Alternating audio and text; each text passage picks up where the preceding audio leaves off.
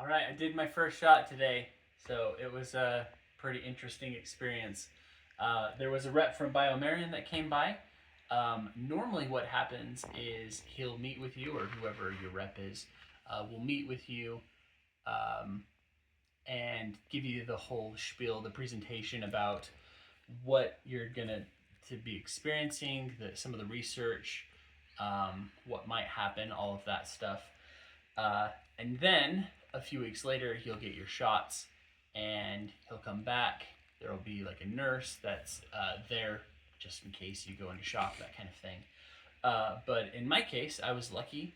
I had set up the appointment, and then like 2 days later, my shots came. And so we kind of did it all at once. He was kind of talking to me about it, and it was kind of funny. He's like talking to me like, oh yeah, here's what's going to be happening. I was like, I know, I've got the shots. Like there's no turning back now. So this really helpful information went through with him, and then again, the nurse was there. I did the shot, very straightforward, and she just kind of hung out with us for an hour, played with my kids, and then I didn't go into shock, so that worked out. So far, so good. I'm going to go through the pamphlet that he showed me, some of the possible negative effects. But so far, I feel nothing. The shot wasn't too bad. I put it here in my tummy, and I don't feel bad at all. I feel great. So super excited that I didn't go into shock, but also hopeful that that's going to be how it continues. So one of the things you went through was kind of where you can do the shot. All these green areas are where you can do it. I think there might be another page that has information. Nope, just that.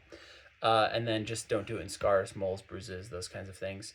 So find a good piece of skin and flesh to do the injection into, and you'll be good to go.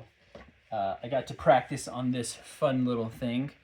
So he showed me you basically take a piece of fat or something, and then you kind of stab it like a dart at a 45-degree angle-ish, and then you push it in, and that's it. That's basically how it went down as well. I was kind of worried. I thought it was going to burn. There's one of the things that it can be like reaction at the site of the injection, and I've got like a little dot on my stomach. I just grabbed a chunk of flab here, stabbed it in, barely felt it, pushed it, and that was it.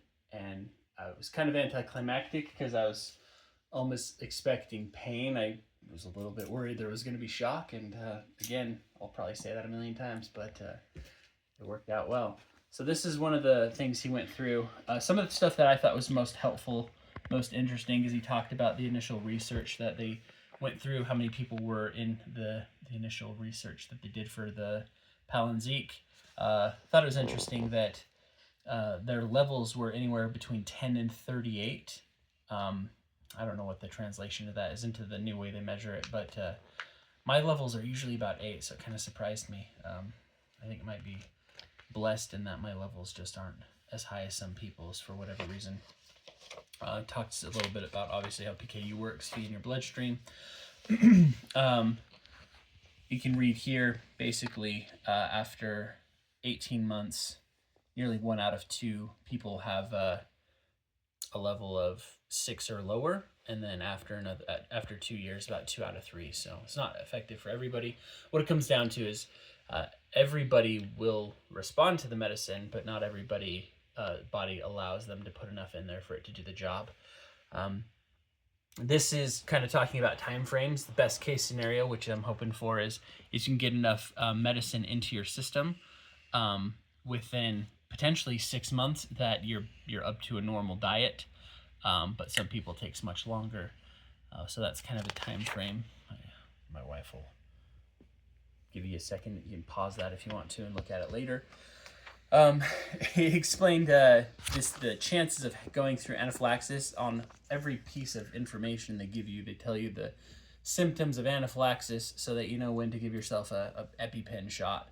And he's like, 1 out of 10 people go experience anaphylaxis, and that kind of got me scared. And he's like, another way of looking at this, which made me feel a lot better, was out of 10 people, 9 people don't have anaphylaxis. So that made me feel a lot better for some reason. That phrasing kind of surprised me, the psychology there. Um, Here is the EpiPen that I would have had to use if I'm trying to find. They had instructions for it. I don't know where I put them. It's in the box that I have. But if I had anaphylaxis, then I would have done that. You pull that off, and then you pull 2 caps off on the inside thing, and basically you can stab it through your pants or whatever, and I think into your thigh, and that's what goes on there. Kind of. I don't want to open that. I'm worried I'm going to break it or something. So, and then, so, like I said, the psychology of 9 out of 10 people don't have any issues with anaphylaxis made me feel a lot better than 1 out of 10 for some reason. So, I'm one of the 9 so far, at least. And then this one I thought was really interesting is common side effects. I don't think these are like right after, so I suspect that I'll be getting some sort of joint pain or sight issues or headache or something, but so far so good. Again, the sight feels fine. I don't feel anything, no dizziness, any of that. So feeling pretty blessed right now. And just looking, oh, here's the titration. My wife will zoom in on that for a sec as well. And kind of the schedule that they expect you to go through. These are like required minimums. And so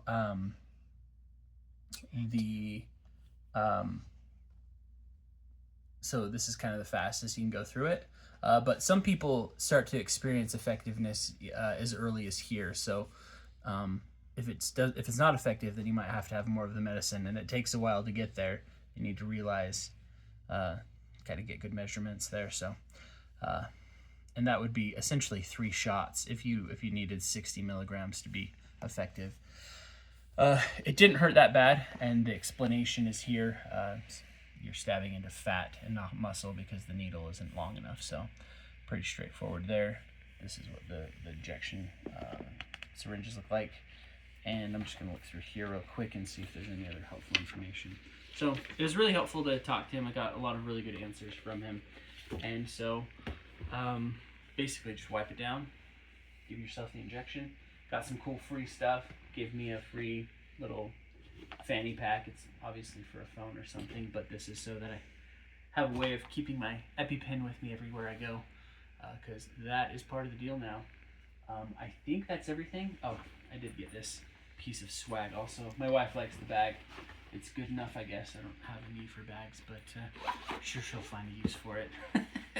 And then they gave me this cool little container for all of my my blood level taking stuff. So kind of nice to have that. I've got it sitting in manila envelope with a bunch of the pink slips, and yeah, so far so good. Stay tuned. Let you know if anything changes and if I experience any of those symptoms, and each time I kind of take the shot or something else happens, or if I've got a new story I want to share. So again, like and subscribe. Thanks for watching.